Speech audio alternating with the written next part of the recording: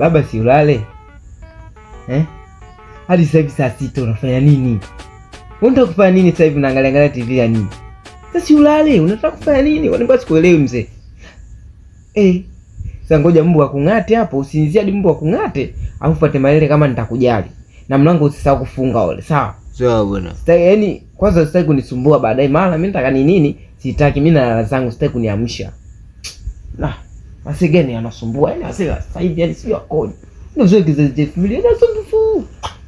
Hata si wakubali. Hayo zangu. Yaani wewe kwa shalala. Yaani hapa naangalia mpaka asubuhi na mpaka waseme majirani.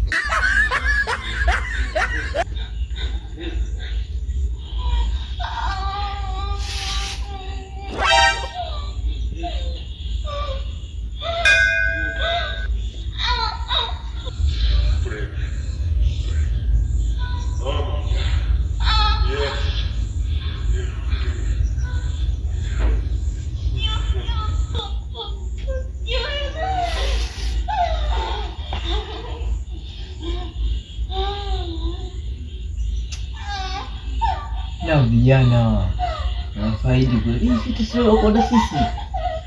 Ndo maana usiku anaingia ni hayo. Kumbe naangalia mwenyewe. Hivi naangalia na kesho mpaka asubuhi. Yaani si ndio?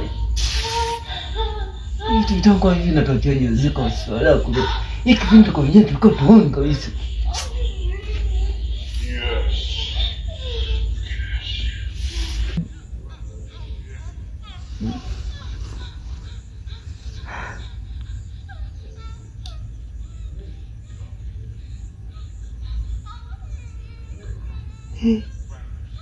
Kumbe ndo maana mzee hataki kulala. Anaangalia picha za ngono usiku. Kata na sauti kabisa. Baba. Ndo maana muda wote utaki kulala. Unasinzia mbwa na kung'ata. Kumbe unaangalia picha za ngono. We mzee. Basi umri wako ushapita jamani, hivi tuache vijana si. We mzee wa ovyo kweli, we ni mzee wa kizazi cha 2000.